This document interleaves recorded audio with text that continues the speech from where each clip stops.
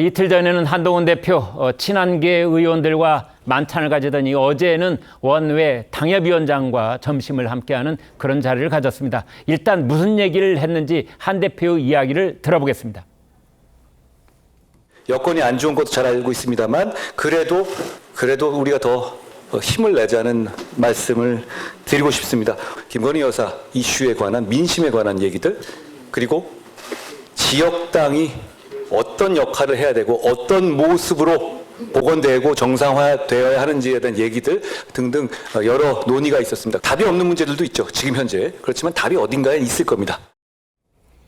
네, 지금 이 자리에도 원외 당협위원장이 한 분 앉아 계시는데요. 사실은 현역 의원들보다 원외에 있는 당협위원장들이 할 얘기도 많고 또 일단 이 대화의 장이 열리면은 참 여러 가지 얘기를 진솔하게 또는 쓴소리를 마다하지 않고 얘기하는 경우를 많이 봅니다. 한 기자, 어제 비공개 토론이기는 했습니다만 어떤 얘기가 오고 왔습니까? 예, 한 대표는 이 평소에 원외 당협위원장들을 각별히 챙겨왔습니다. 이 당사 10층에 따로 원외위원장들이 머물 수 있는 공간도 만들었을 정도인데요. 네. 어제는 당대표 취임 이후에 처음으로 원외 당협위원장 연수를 개최했습니다. 특히 2시간 동안 이 비공개로 진행된 이 자유 토론에서는 함께 질문을 받고 이 답변하는 시간도 가졌습니다.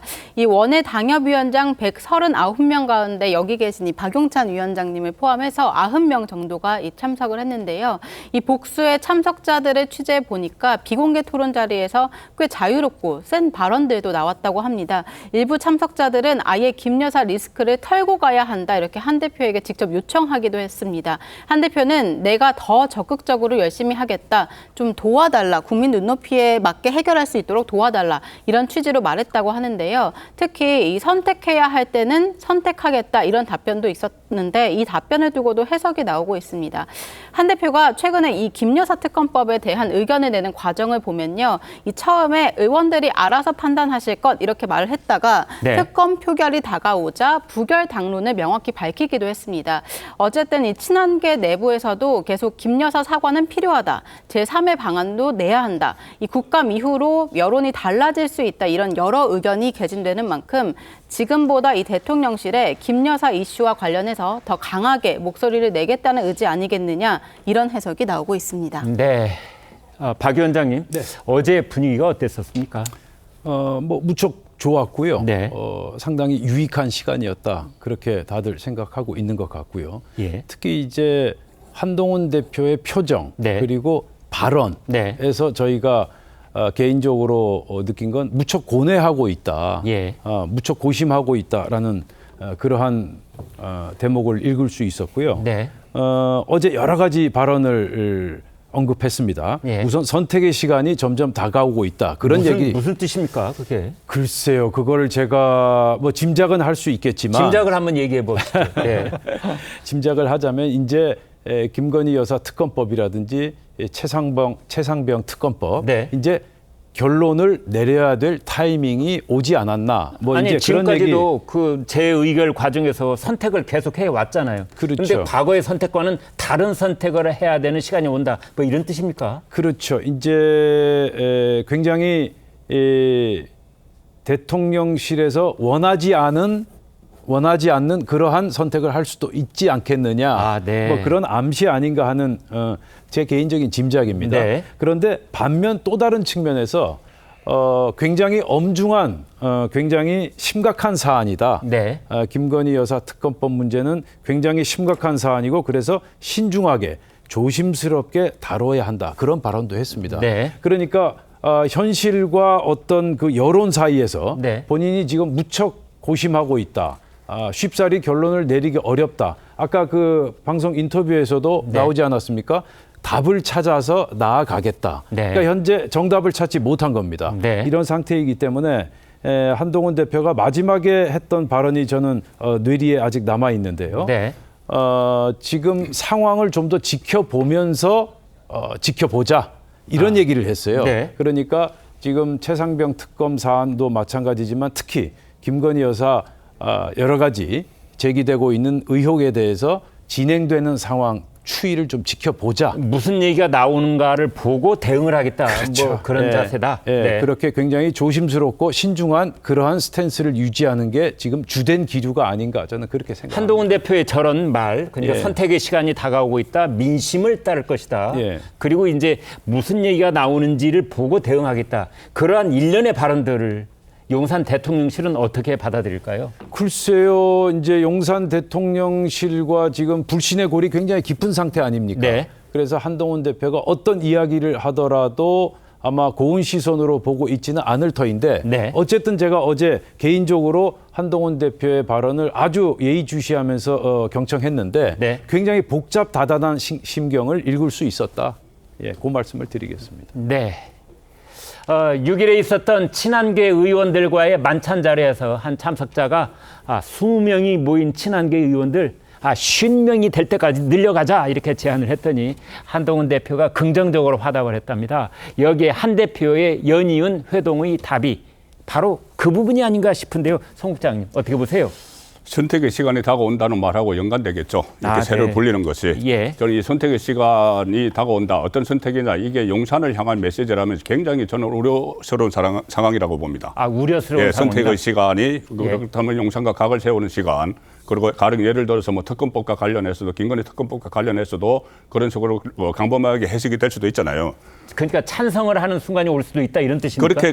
그렇게 이제 해석이 될 수도 있죠. 네. 저는 그렇게까지는 아니라고 봅니다. 네. 오히려 용산을 향한 메시지라기보다는 정치권 전체 특히 민주당을 이재명 대표의 민주당을 향한 메시지일 수도 있다. 예. 왜냐하면 지금 탄핵 정국을 조성을 하고 있지 않습니까? 네. 그러면은 선택의 시간이 다가오는 거죠. 예. 여권 입장에서도. 저는 그렇게 그 해석을 하는데 만약에 이게 용산을 향한 조금 전에 말씀하셨듯이 용산을 향한 어떤 메시지라면 굉장히 이것은 걱정스러운 이야기고. 네. 그리고 또 특히 지금 개파 정치를 본격적으로 시작을 했지 않습니까? 네. 물론 현실을 느꼈을 거예요. 이게 들어와서 보니까 개파가 있어야 된다. 그러니 한 20여 명이 어제 참석을 했는데 네. 한 명씩 더 불러서 한 네. 50명 만들자. 네. 거기에 대해서 한동훈 대표도 긍정적인 그 반응을 보였다고 하는데 네. 일단 그 전에 처음에 정치를 시작할 때 여의도 문법 쓰지 않겠다는 거하고는 다른 상황이지 않습니까? 네. 다른 상황이고 또 저는 개파 정치가 현실적으로 필요합니다. 지금 우리나라 현실에서. 근데 개파를 갖는다는 것은 가령 특검법 전국과 관련해서 특히 거부권 행사와 관련해서 그 개파가 소수이긴 하지만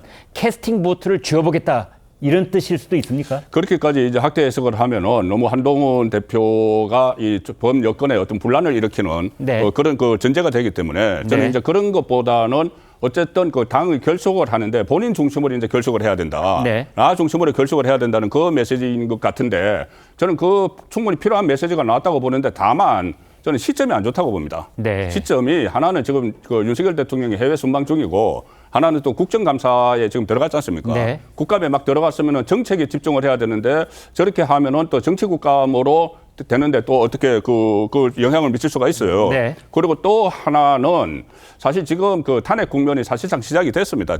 대통령 탄핵 국면이. 탄핵 국면이 시작된 시점에 네. 여당 대표가 본인을 따르는 국회의원들만 이렇게 모아서 이 모임을 갖는 자체가 저는 좋지 않다고 봅니다. 네. 최 소장님, 한동훈 대표가 마치 용산 대통령실한테 여발한 듯이 이제 친한계 의원들 저녁 먹고 또 원외 당협위원장들 이제 모임을 갖고 이런 거 부적절합니까? 이 자체가 좀 부적절하다고 보기는 좀 어려운 것 같아요. 네. 왜냐하면 이제 일련의 흐름을 보면 이 한동훈 대표가 등장하는 과정부터 뭐 배신자 프레임 등등의 여러 가지 논란이 있었고, 네. 그다음에 이제 독대 신청이라든가 의대 정원 문제라든가 특히 이제 의대 정원 문제라든가 김건희 여사 문제 같은 경우는 아마도 이제 중도에 있는 유권자들이 보기에도 뭔가 저거는 좀 뭔가 실제로 해봐야 되는 거 아닌가라는 생각을 했던 분들이 많을 것 같거든요. 네. 그래서 한동훈 대표 입장에서는 약간 국민 눈높이의 연장에서 뭔가 대통령실에다가 의견을 전달하고 뭔가 이렇게 절충점을 모색하려고 노력했는데 네. 대통령께서는 다른 모든 분들이랑은 아주 많은 분들이랑 번개도 하고 밥도 먹지만 한동훈 대표랑은 이제 독대는 거부하는 그런 상황이 있었는데 네.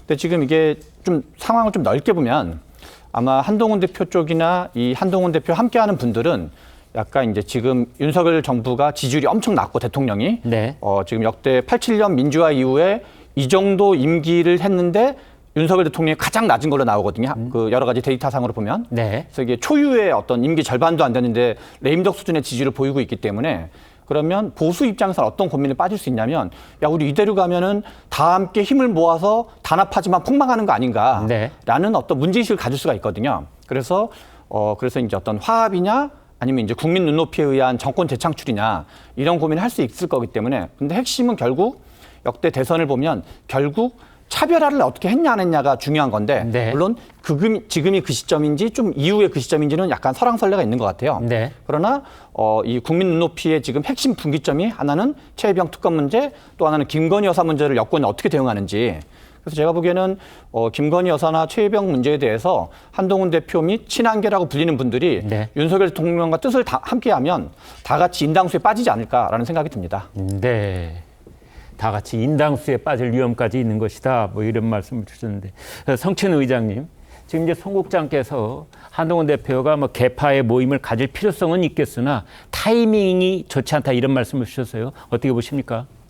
저는 아까 최 소장님께서도 말씀하셨지만 비슷한 타이밍에 윤석열 대통령께서는 한동훈 대표만 쏙 빼놓고 국감을 대비하고 좀 독려한다는 차원에서 원내대표랑 상임위원장들을 불러서 또 식사도 하시지 않았습니까? 네. 그런 것들 작년 국감 앞두고는 사실 김기현 대표도 같이 불러서 이런 행사를 진행했었는데 한동훈 대표는 빼고 진행했잖아요. 그렇기 네. 때문에 뭐 굳이 뭐 한동훈 대표가 그렇다고 해서 대통령도 나 빼고 했으니 나도 하겠다 뭐 이런 차원의 그건 아니고 이 예전부터 잡혀 있었던 일정이라고 알고 있고 그리고 저는 여기에 그 어떻게 보면 그 전당대회 때 그 한동훈 대표 캠프에 있지 않았던 의원들도 왔잖아요. 네. 뭐 조경태 의원이라든지 이런 분들이 온 이유는 그 친한계 모임이라서 온 것이 아니라 네. 지금 국민의힘의 문제를 해결하기 위해서는 어떻게든 김건희 여사 리스크나 이런 것들에 대해서 좀 논의를 해봐야 되는 거 아니냐. 네. 우리가 해법을 찾아야 되는 것 아니냐라는 거기에 동의하는 분들이 저는 모인 거라고 봐요. 심지어 용산 대통령실에 있었던 의원도 주진우 왔더라고요. 의원도 왔죠. 네. 주진우 의원은 그리고 또 아무래도 검찰 시절부터 또 한동훈 대표와의 인연도 있었기 때문에 아마 온 것으로 온 거 보이는데 아니냐. 네. 뭐 여러 가지 다양한 해석이 있을 수 있죠. 그렇기 때문에 저는 한동훈 대표가 이번 그 특검법, 그 김건희 여사 특검법 부결할 때 부결을 해야 된다고 강조하면서도 이 법에 국민의힘 입장에서 봤을 때 독소조항, 민주당이 검사를 임명해서 민주당이 입맛에 맞는 수사를 할 것이다. 요 조항에 대해서만 이야기를 하지 뭔가 이 특검법 자체의 취지, 김건희 여사 문제에 대해서 어떻게든 해결해야 된다. 이거에 대해서는 뭔가 언급을 하지 않았거든요. 네. 국민 눈높이에 맞게 계속 국민 눈높이를 강조하고 계시거든요. 국민 눈높이에 맞게 이 문제를 해결해야 된다고 말하고 있기 때문에 전 거기에 동의한 의원들이 모인 모임이지 친한계의 세과시를 위한 모임이 아니다. 그렇기 때문에 저는 보수 진영에서 이런 모습 보여야죠. 왜냐하면 제가 아까 말씀드린 것처럼 지금 전국이 막혀 있는 거는 제가 봤을 때는 김건희 여사 때문에 막혀 있습니다. 그러면은 보수 진영에서도 어떻게 이걸 풀 것인가를 고민해야 되는데 지금 어제 모인 그저께 모인 그 분들이 그나마 그 고민을 하고 계신 분들로 제 시각에서는 그렇게 보입니다. 네. 자, 이런 시각도 있지만은 박용찬 위원장님. 예. 이제 그런데 한동훈 대표의 이런 일련의 움직임에 대해서 친윤계 의원들은 매우 불편한 기류가 있어요. 그렇죠. 그렇게 인식할 수밖에 없는 예. 구조적인 상황이 조성이 돼 버렸죠. 예. 그래서 지금은 이제 한동훈 대표가 그 어떤 정치적 행위를 하더라도 고운 시선으로 보지 못하는 네. 그러한 지금 상황이고요. 그래서 지금 아까 송국건 국장님께서도 말씀하셨지만 어떤 정치적 행위의 시점, 네. 타이밍, 그리고 모양새, 절차, 소통의 방식을 좀 개선할 필요는 있겠다. 그러면서 냉각기를 가진 뒤에 그 냉각기를 갖는 동안 양측 간의 소통을 좀 더 부지런히 축적해서 불신의 고를 해소해야 되겠다. 그런 생각을 해봅니다. 네.